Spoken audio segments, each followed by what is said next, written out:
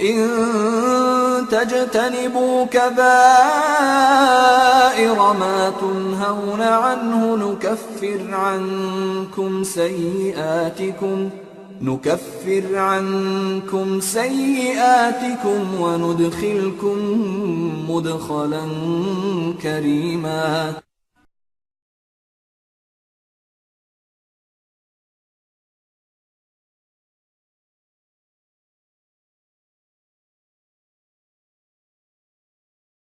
أعوذ بالله من الشيطان الرجيم. بسم الله الرحمن الرحيم.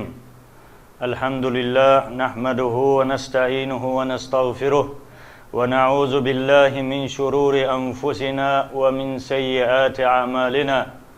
من يهده الله فلا مضل له ومن يضلل فلا هادي له. أشهد أن لا إله إلا الله وأشهد أن محمدا عبده ورسوله. Barlık hamdü sanalar alemlerinin perverdigarı Allah'a xasdır. Peygamberimiz Muhammed Mustafa sallallahu aleyhi ve sellemge, aile azalarıga, sahabelerge ve o zatga güzel ahlak bilen ergeçken barlık mümin Müslüman qarindaşlarga Allah'ın salamı ve berekatı bolsun. Esselamu aleyküm ve rahmetullahi ve berekatuhu. Aziz mümin Müslüman qarindaşlar, bugün biz 26. çoğun günah, yani zulüm qilish haqida to'xtalib o'tamiz.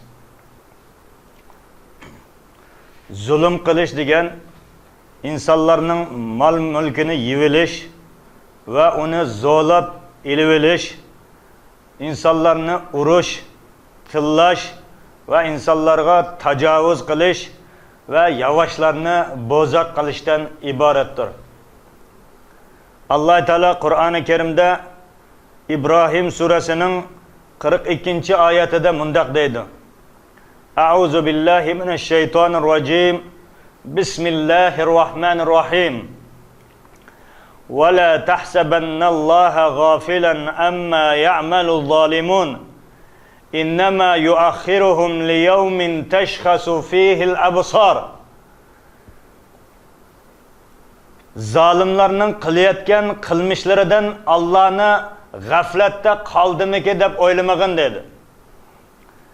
Shak shubhasiz Allah ularni bir kungacha, ya'ni insonlarning ko'zlari chakchiyib ketadigan, yani o günün dahşetinden, yani kıyamet gününün dahşetinden közler çekçiyip kalıdığan, hanvıkıp kalıdığan güngeçe Allah-u Teala keçiştirdi dedi. Zalimlerinin kılmışıdan Allah-u Teala hiç kaçan habersiz emez. Allah hem ularının kılayatken hem kılmışlardan haberdardır.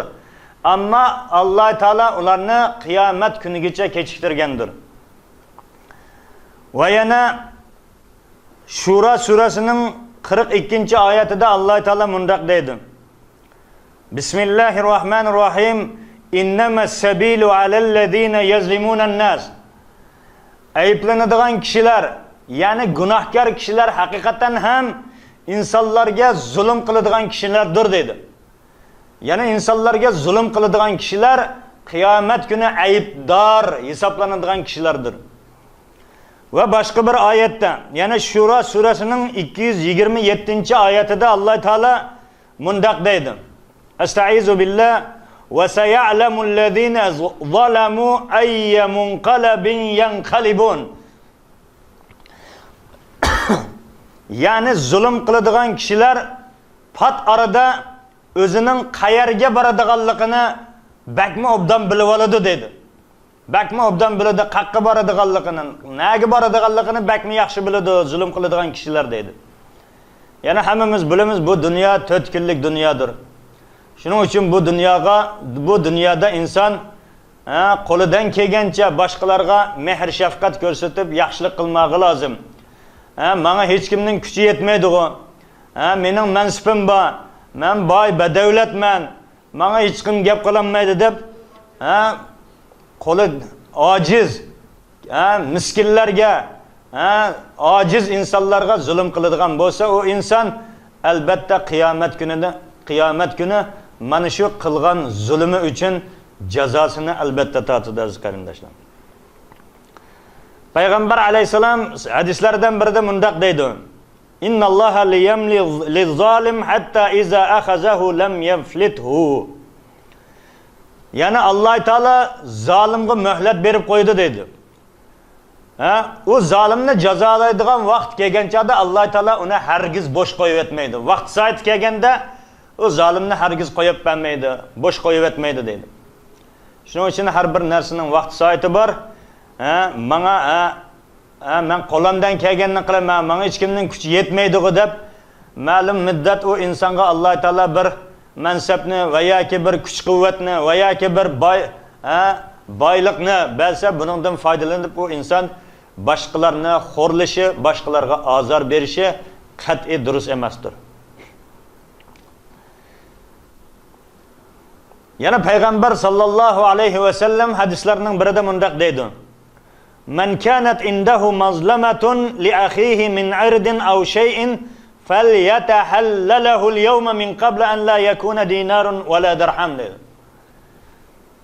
Yana qandaq bir kishi o'zining bir birodariga, birodarining obro'yiga tajovuz qilib qo'ygan bo'lsa, obro'yini to'kkan bo'lsa, yoki bir mal mulkiga zulm qilib qo'ygan bo'lsa, bir narsani ilib olgan bo'lsa,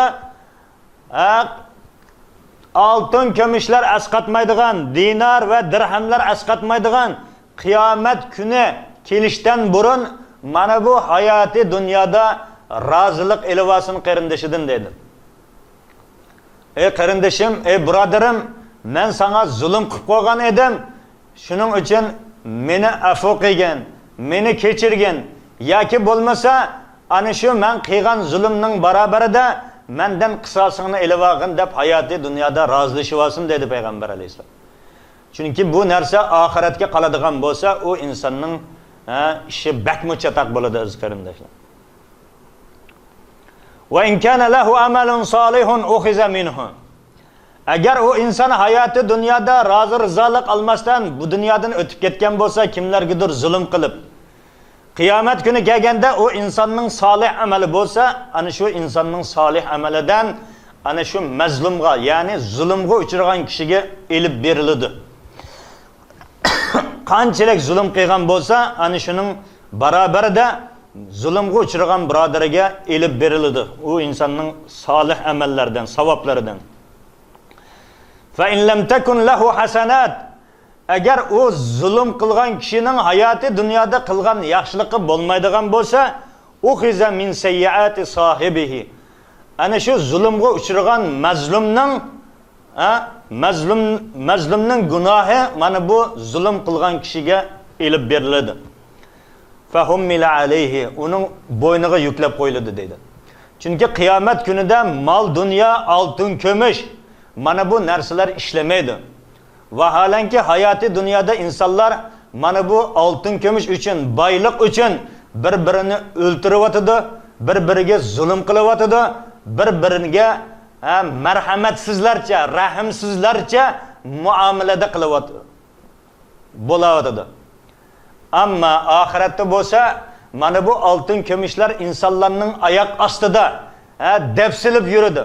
Uningga hech kim parvo qilib ham qarabma qo'ymaydi. Chunki u narsa oxiratda ishlamaydi. Oxiratda ishlaydigan narsa insonning hayoti dunyoda qilgan solih amali, ya'ni hayoti dunyoda qilgan savob ishlari asqatadi.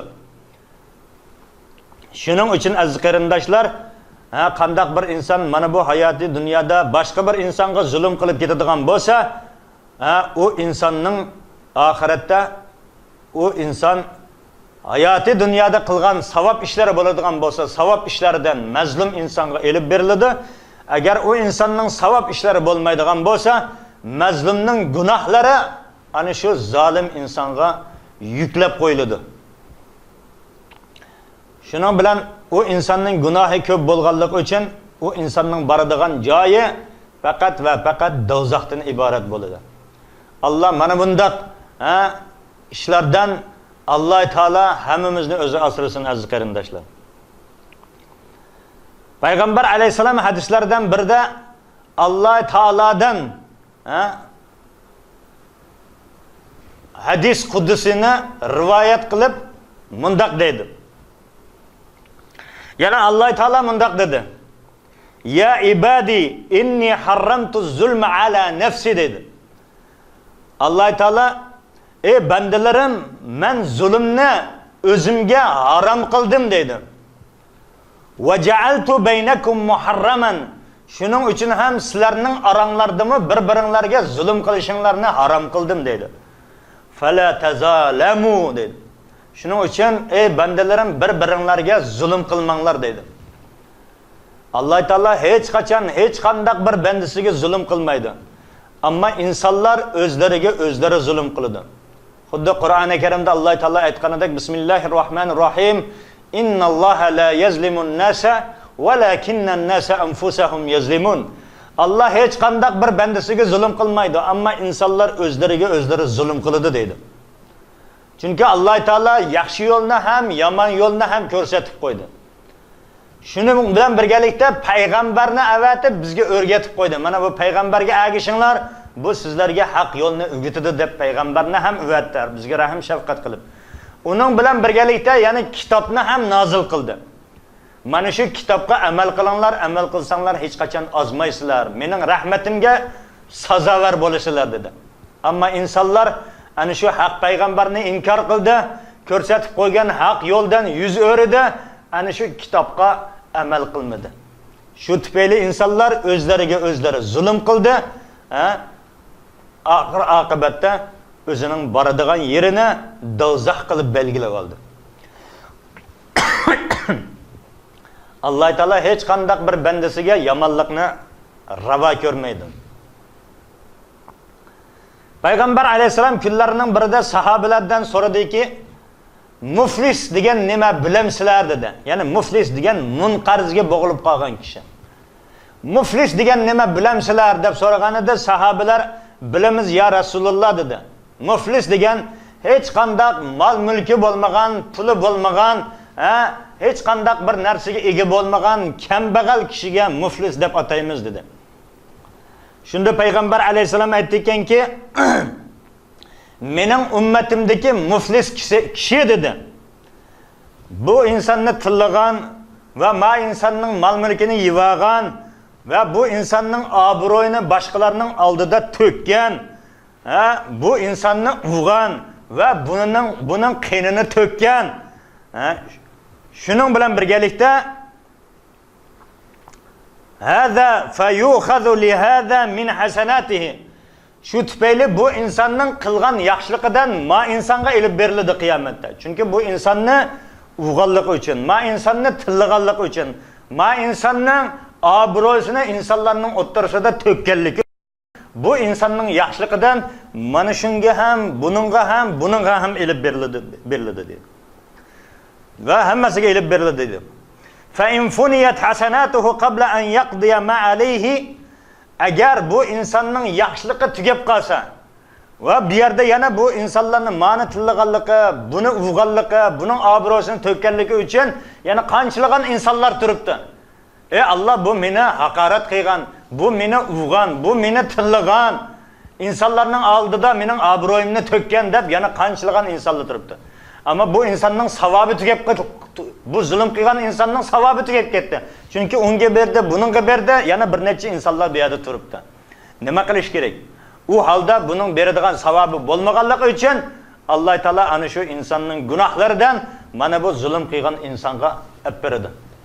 Yana qilgan zulmiga yarasha u insonning gunohidan elib beradi. Shuning bilan birgalikda u inson nima bo'ldi endi? U insonning gunohi kamlidi, azaydi.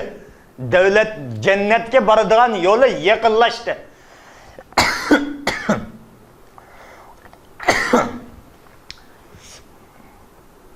Shuning bilan butun u insonlarning gunohlari buningga yuklanadi, oxir oqibatda turiha finnar dedi. Mana bu inson gunohi ko'p bo'lganligi uchun do'zaxga tashlandi dedi. Mana bu oxiratda mal dünya, altın, kömüş degan narsalar asqatmaydi aziz qarindoshlar. Yaxshilik va yomonlik bilan hukm qilinadi insonlarga.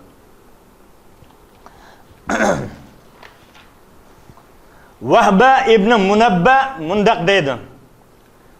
Padişahlardan biri bakmi chiroyli, hashamatlik bir qasrni quribdi. Mana bu qasrga bir qeri bir ayol, kambag'al qeri bir ayol kelib, mana buning yoniga o'zininki kichik bir yetib qopadigan bir uyni quribdi.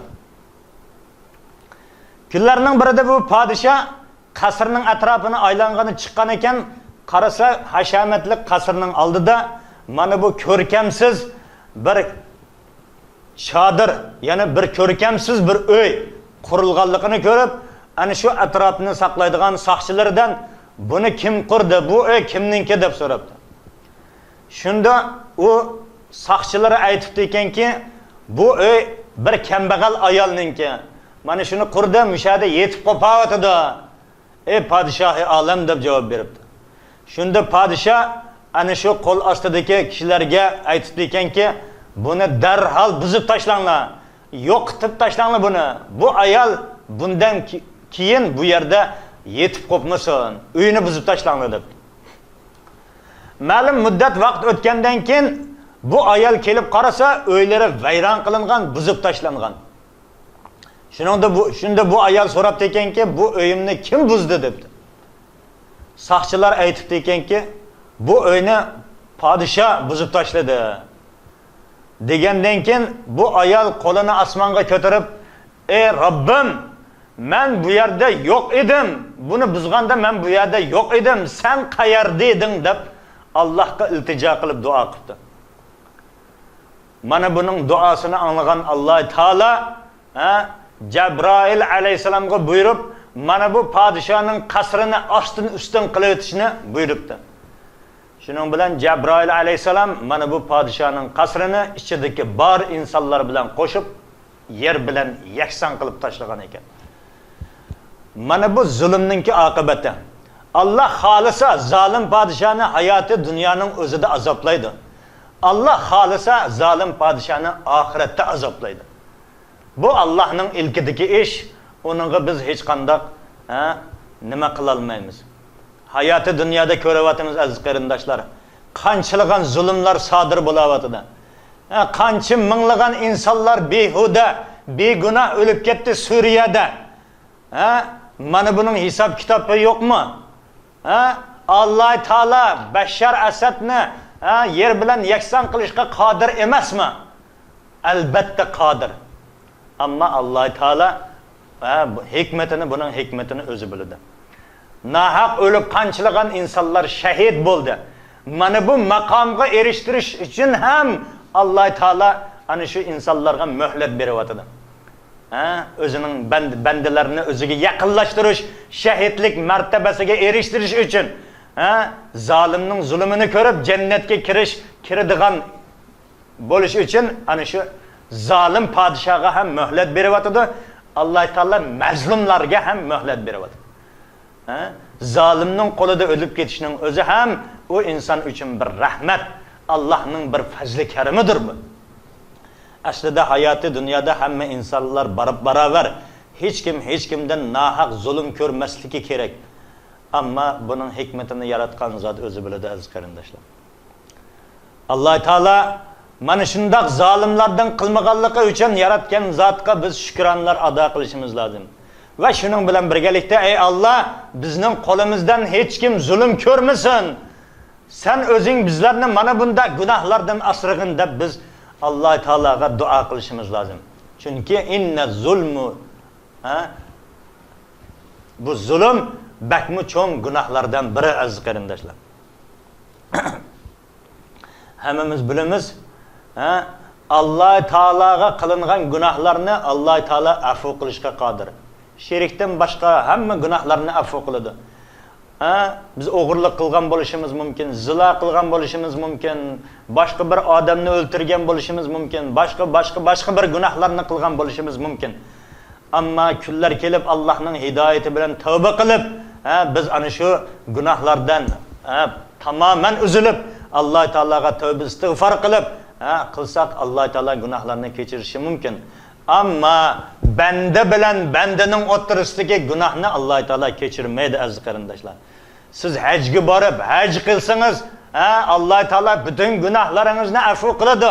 Ammo ana shu Arafat tog'ida ham sizning banda bilan banda o'ttirisidagi gunohni Alloh taolo afv qilmas ekan. Toki u banda ana shu zulm qilgan bandining oldiga berib, "Ey qarindishim, men senga zulm qilgan edim. Sening uyingga o'g'irlik tushgan edim. Sening palonchi nimangni o'ltirib etgan edim. Seni o'qilgan edim, bu qilgan edim. Mening gunohimdan kechgin yoki bo'lmasa meni mendan qisosini olgin" deb hayoti dunyoda rozilik elishi lozim aziz qarindoshlar. Payg'ambar alayhisalom ham vafotidan oldin sahobalarning oldiga chiqib, "Ey sahobalarim, kimda qandaq bir insonning menda elishi bo'lsa, mana shu hayoti dunyoda ilvasin" dedi. Mana shu hayoti dunyoda mendan qisosini ilvasin dedi. "Men hozirman, men nozirman bu yerda" dedi. Shunda sahobalardan birisi, "Ya Rasululloh, mening sizda oladiganim bor. Mening sizda qisosim bor" dedi. Bu gapni anglagan boshqa sahobalar hayron qoldi. Chunki bu payg'ambar alayhisolamning oxirgi kunlarida sodir bo'lib o'tgan voqea edi. Payg'ambar alayhisolam oxir kasal bo'lib, ana shu yetib qolgan kunlarning birida edi. Shunda boshqa sahobalar aytdikanki, "Ey falonchi, sen payg'ambar alayhisolamdan oladigan qisosingni mana bizdan olgin, biz turib beraylik. Payg'ambar alayhisolam kasal, bizdan olgin" dedi. O sahoba deykanki, "Yo'q, meni payg'ambar alayhisolam nohaq urgan, men shuning uchun payg'ambar alayhisolamdan qisosimni olaman" dedi. Shunda payg'ambar alayhisolam, "Men hozirman, mendan qisosingni olgin, men tayyorman" dedi. Hamma sahobalar nima qilishi haqida bakmo hayron qoldi. Shunda payg'ambar alayhisolamga aytdikanki, "Siz meni ana shu tayoq bilan urgan edingiz, men ham shu tayoq bilan uraman sizni" dedi. Payg'ambar alayhisolam qo'liga tayoqni tutqazdi, "O'g'in" dedi. O sahoba dedi ekanki, "Mening orqa tarafim yalang'och edi, ustimda hech narsa yo'q edi. Siz ham kiyimingizni yeching, ana shu joyga uraman ya Rasululloh" dedi. Payg'ambar alayhisolam kiyimini yechdi. Shunda payg'ambar alayhisolamning orqasidan kelib quchoqlab oldi bu sahoba. Orqasidan kelib so'ydi. Shunda hamma sahobalar hayron qoldi. "Nimaga bunda qilding?" deganda, "Ya Rasululloh, sizni Alloh taolo do'zax bilan azoblamaydi. Sizning muborak jismingizni ko'rib, men shuni o'pib oldim, so'yib oldim, toki Alloh meni ham ana shu qiyomatda jazolamasin" deb dedi. Mana bundaq aqlliq edi sahobalar. Payg'ambar degan muhrini ko'rdi orqasida payg'ambar alayhisolamning. Shuning uchun aziz qarindoshlar, mana bu hayoti dunyoda qaysi birimiz qandaq bir insonni nohaq zulm qilib qo'ygan bo'lsak, azor bergan bo'lsak, mana bu hayoti dunyoning o'zida rozi rizolik elib olishimiz lozim. 60 yoshga kirganda, 80 yoshga kirganda rozi rizolik olaman deb keyinga cho'zsak bo'lmaydi bu ishni. Chunki biz aytganlikka biz bormi yo'qmi, uni Allohdan boshqa hech kim bilmaydi aziz qarindoshlar. Bugun zulm qilib qo'ygan bo'lsak, tong etishdan burun bugunning o'zida ana shu qarindoshimizdan rozi rizolik qilishimiz lozim.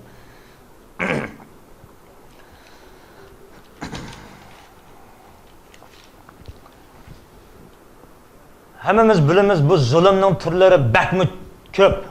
Ammo biz bu yerda zulmning bir qancha turlarini bayon qilib o'tmoqchiman aziz qarindoshlar. Ulardan biri yetimning mol mulkini yevilish ham zulmga kiradi dedi. Yetimning mol mulkini yevilish zulmga kiradi dedi. Payg'ambar alayhisalom Ma'z ibn Jabalni Yamanga hokim qilib avatayotganda aytdikanki, "Wattaqi da'watal mazlum." Ey Ma'az, mazlumning duosidan qo'rqin dedi. "Fa innahu laysa baynaha va baynallohi hijabun." Chunki u bilan Allohning o'rtasida hech qanday parda yo'qdir. U bilan Allohning o'rtasida hech qanday parda yo'qdir. "Ey Robbim" deb qo'lini ko'tarib sana beddua qiladigan bo'lsa, sen zulm nima bo'lib qolishing mumkin. Shuning uchun mazlumning duosidan qo'rqin. Yana mazlumga zulm qilmagin. Yana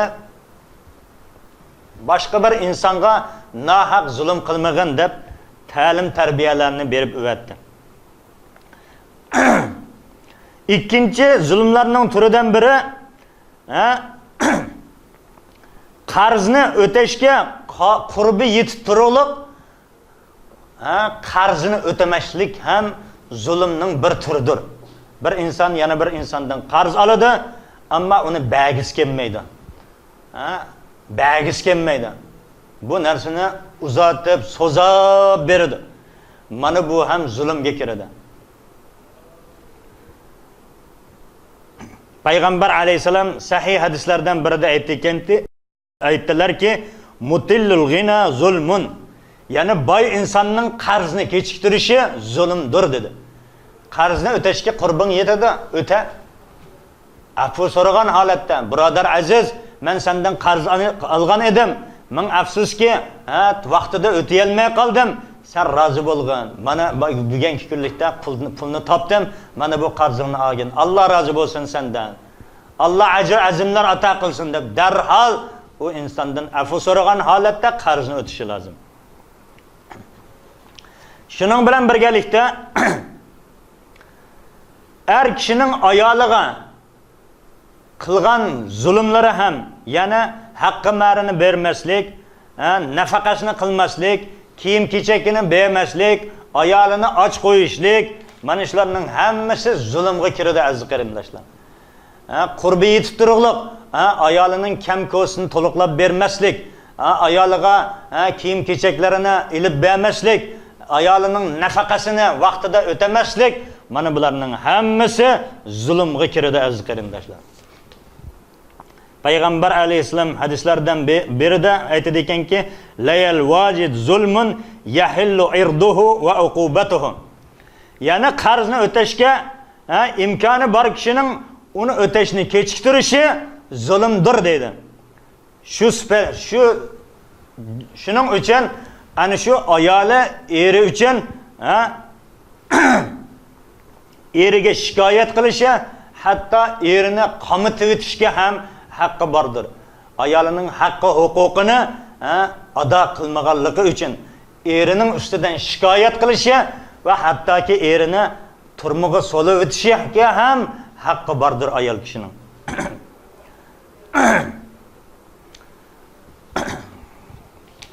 Kunlarning birida sahobalardan biri ayoli bakmuz zulm qiladi ekan.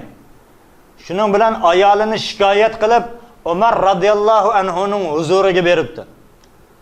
Umar radhiyallohu anhuning uyiga yaqinlashib qarasa, Umar radhiyallohu anhu bilan ayolining bir-birisi bilan takallashayotganligini anglab qopti.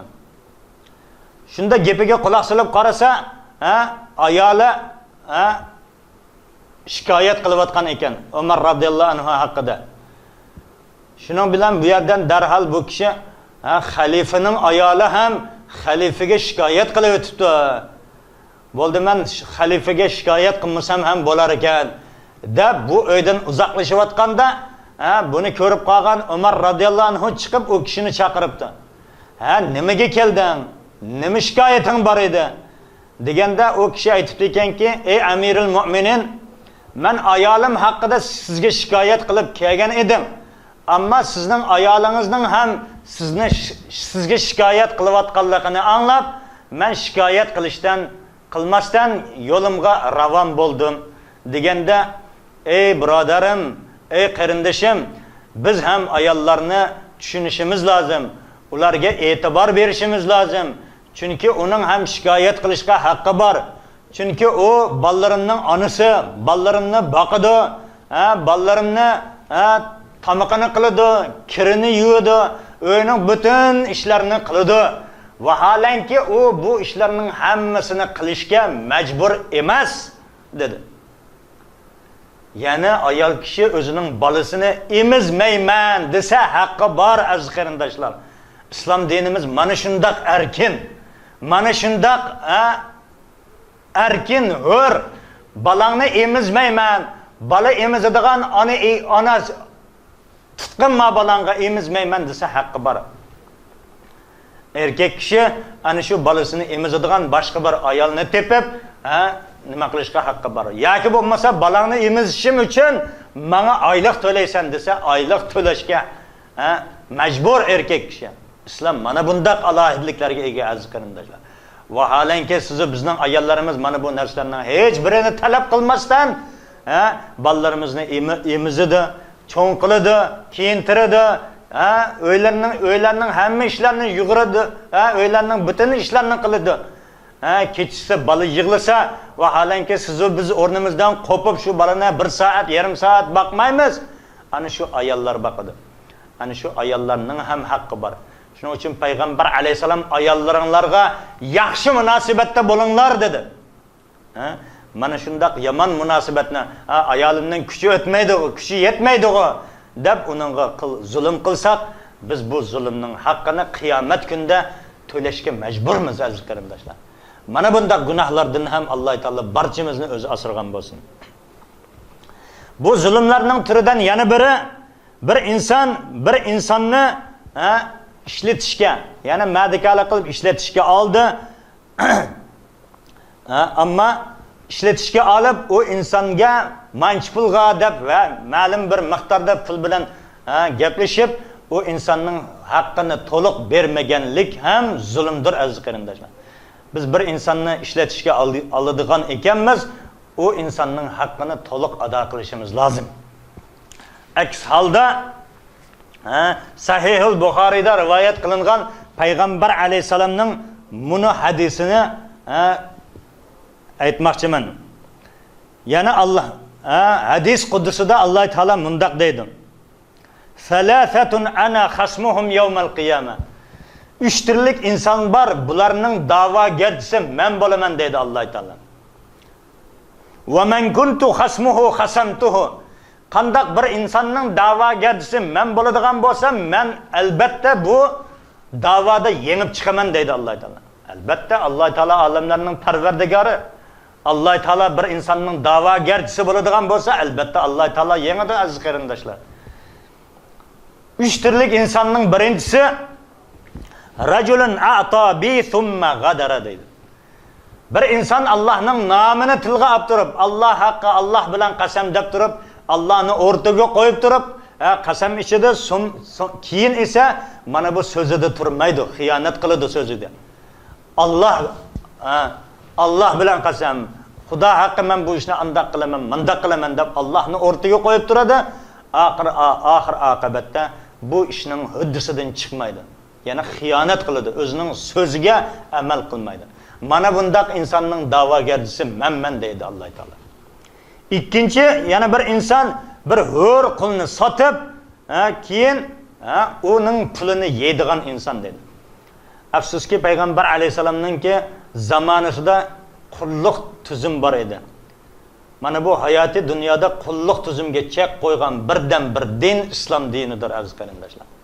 İnsanlarning haqqi, huquqini mana bu qulluq tuzumdan e'tiboran yo'q qilib tashladi. Har bir inson barobar Allohning oldida. Mayli u qul bo'lsin, mayli u hur bo'lsin, mayli erkak bo'lsin, mayli ayol bo'lsin, hammasi Allohning oldida barobardir degan Allohning hukmi bilan insonlarni qulluq tuzumdan ozod qildi aziz qarindoshlar.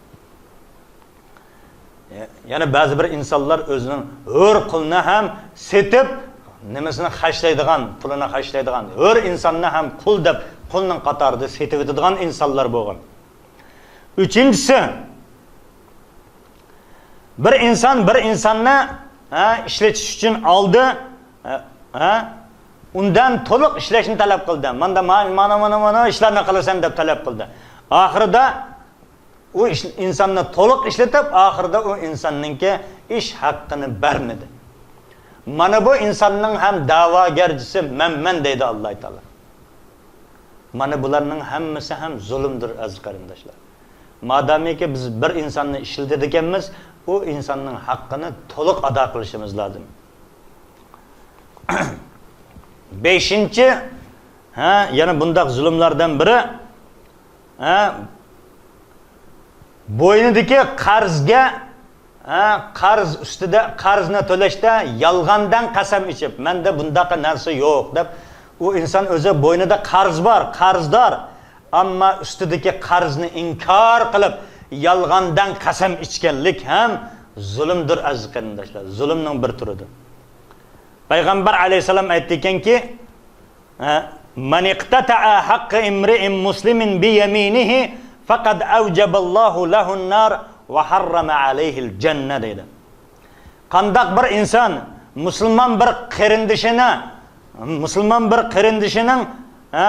qarindishini yolg'ondan qasam ichib, uning haqqiga tinib olgan bo'lsa, yolg'ondan qasam ichib musulmon bir qarindishining haqqiga tinib olgan bo'lsa, sening bunda narsang yo'q menda.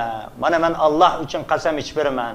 Alloh bilan qasam ichaman deb tinib olgan bo'lsa, faqat avjaballohu lahu an-nar deydi. Alloh taolo ana shunday banda uchun do'zaxni vojib qilib qo'ydi deydi. Va harrama alayhi al-janna. Undaq insonning jannatga kirishini harom qildi Alloh taolo deydi. Qanchalagan insonlar bor hayoti dunyoda boshqalarning haqqiga tajovuz qiladi, yolg'ondan qasam ichib boshqalarning mol mulkini o'zining qilib oladi. Mana bundaq insonlarga Alloh taolo do'zaxni vojib qilib qo'yibdi. Jannatni esa harom qilib qo'yibdi. Jannatga asla kira olmaydi bundaq insonlar. Abu Ayyub al-Ansari radhiyallohu anhu da rivoyat qilingan hadisda payg'ambar alayhisalom mundaq dedi: Avvala man yahtasimu yawmal qiyamah rajulun va imra'atun. Qiyomat kuni birinchilardan bo'lib, hisob kitob qilinadigan insonlar er bilan xotindir. Xotinning orasida birinchi bo'lib hisob kitob qilinadi. Ayol birinchi bo'lib hisob kitob qilinadi dedi.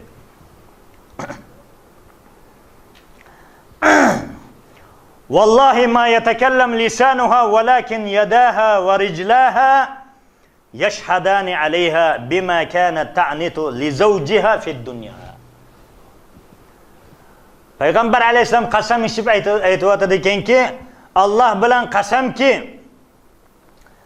u ayolningki tili gap qilmaydi dedim. Qo'li gap qiladi qiyomat kunida. Ma tili hayoti dunyoda gap qiladi. Qiyomat kunida yana bu tilni gap qil desa, bu til o insonga yolg'on guvohlik. Men uni qilmagan edim, buni qilmagan edim deb yolg'ondan guvohlik beradi. Shuning uchun payg'ambar alayhisalom aytayotdi ekanki, Alloh bilan qasamki, u insonning tili gap qilmaydi deydi. U ayolning qo'li gap qiladi, u ayolning puti gap qiladi. Yashhadani alayha. U ayolning qo'li bilan u ayolning puti u ayolning ziddisiga, ya'ni u ayolning qarshisiga guvohlik beradi dedi. Ya'ni eriga qilgan zulmlari uchun, eriga qilgan yomonliklari uchun sen eringa haqiqatan ham mandaq zulmlarni qilgan eding deb, eriga qilgan zulmlarini qo'li bilan oyoqlari, u ayolning qo'li bilan oyoqlari gap qilib berdi dedi.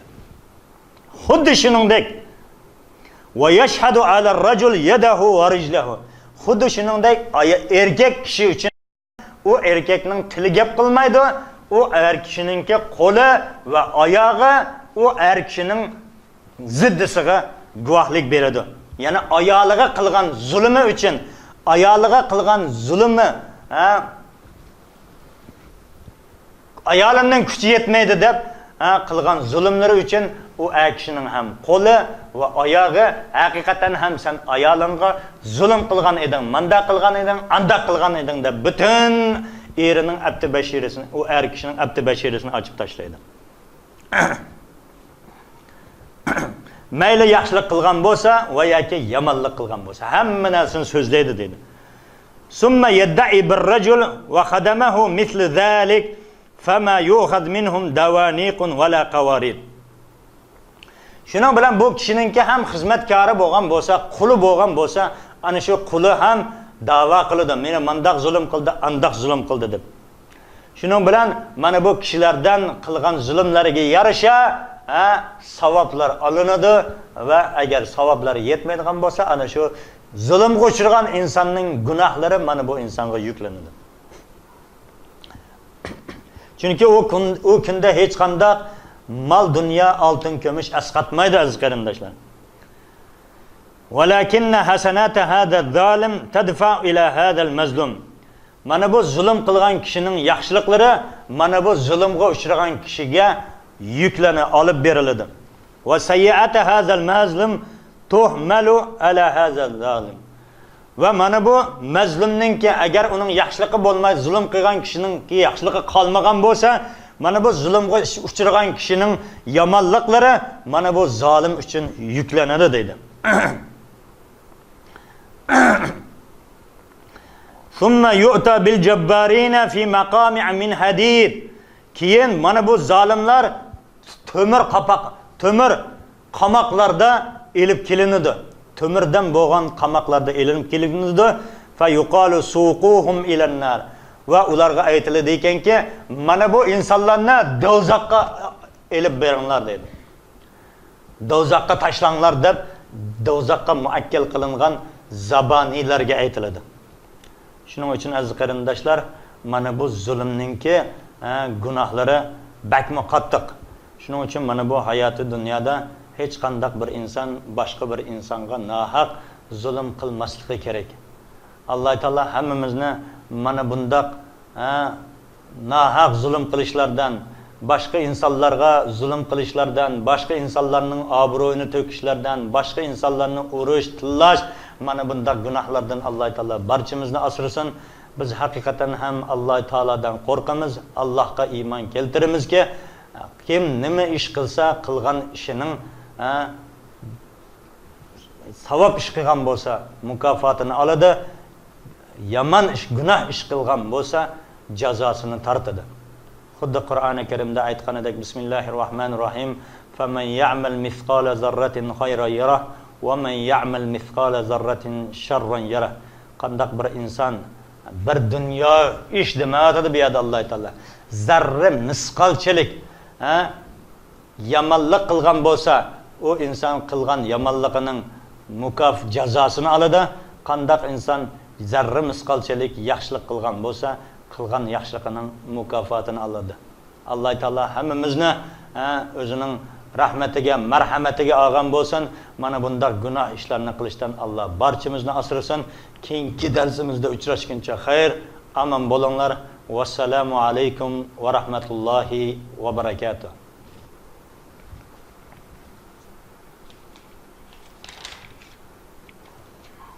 بني الإسلام على خمسة أركان في الدين: صوم وصلاة وزكاة حج والشهادتين. شهادة أن لا إله إلا الله وأن محمد رسول الله، إقامة الصلاة، إيتاء الزكاة، وصوم رمضان وحج البيت من استطاع إليه سبيلا. شهادة أن لا إله إلا الله وأن محمد رسول الله، لا أعبد في الكون إلا الله ورسولي للبشر هدى. بني الإسلام على خمسة أركان